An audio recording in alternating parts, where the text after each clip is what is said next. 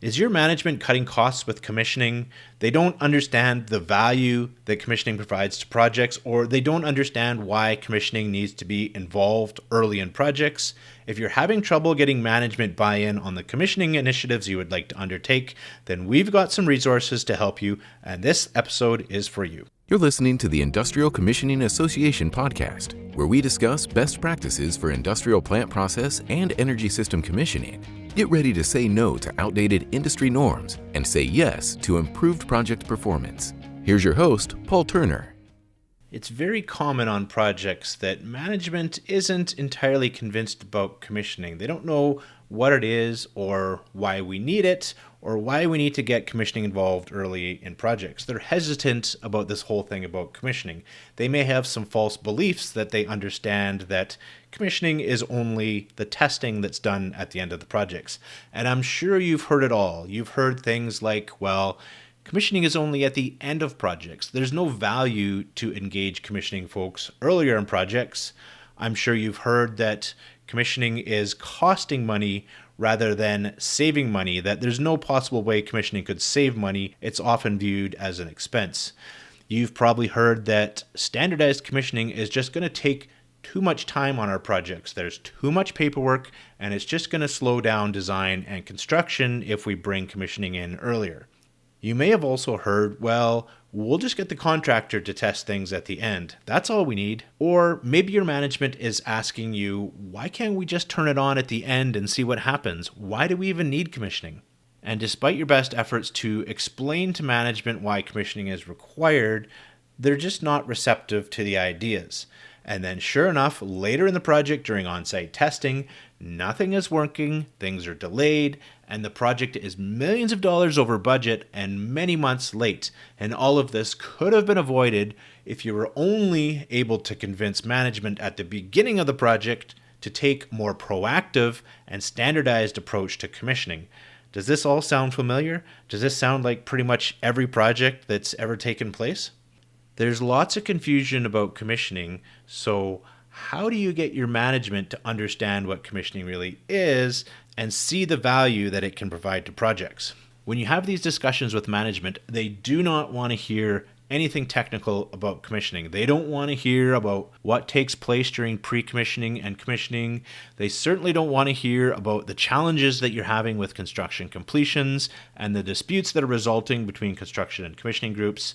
They do not want to hear the details of how you do your loop checks. They don't want to hear about anything technical related to commissioning.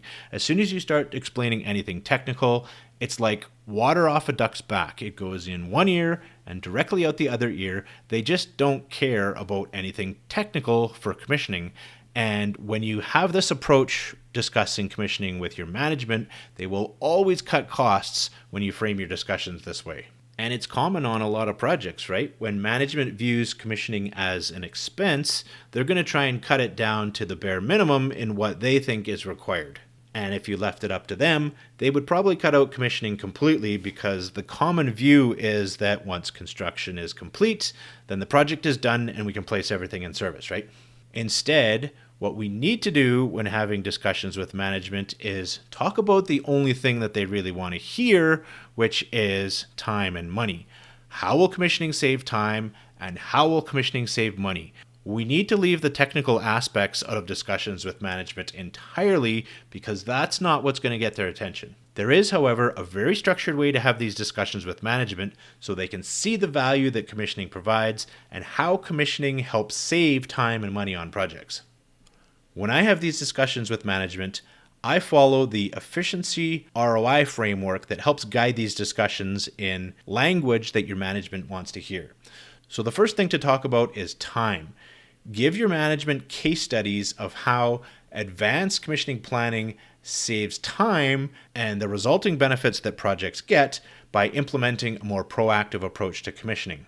Talk about money. Show your management the resulting cost savings at the end of projects by following a standardized approach to commissioning. And then focus on ROI. Explain the measurable ROI achieved on projects when a standardized approach to commissioning is implemented. Now, there's many case studies out there of projects that have ignored these lessons learned for commissioning and projects that have resulted in disastrous outcomes because they haven't taken a proactive approach to commissioning. These case studies are super useful to present to your management and show them the disaster that projects can end in if they don't take a standardized approach to commissioning. When you explain to management that a proactive approach to commissioning is really the safeguard to prevent projects from going millions of dollars over budget and months late, that usually gets their attention. And when you structure discussions with management in this way, to leave out the technical and instead focus on the time and money value to projects, it's actually not that difficult as you might think to get management buy-in for commissioning when you frame discussions in this way. So everything you need for these discussions with your management, all the supporting evidence, all the case studies, all the video presentations, and the slide decks you need for these presentations, everything you need to have these discussions with your management is in the Industrial Commissioning Association's members area. When you log into the members area, you can download these resources, and this shows you exactly how to frame these discussions with your management, so it's much easier to get buy-in, and they'll be much more supportive of your initiatives to improve project outcomes with standardized commissioning. So if you don't already have access to the Industrial Commissioning Association members area, you can go to icxa.net.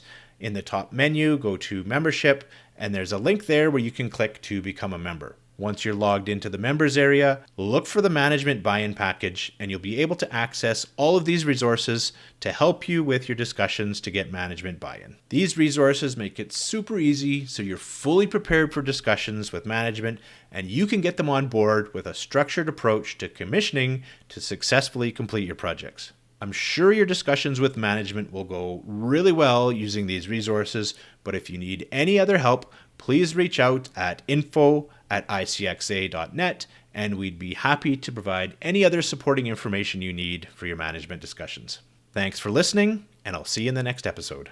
Thanks for listening. To become a member of the Industrial Commissioning Association, visit icxa.net. Members get access to commissioning standards, procurement specifications, commissioning training and certification, plus many more specialized resources to help you with commissioning of your industrial plant process and energy systems. Visit icxa.net for more information.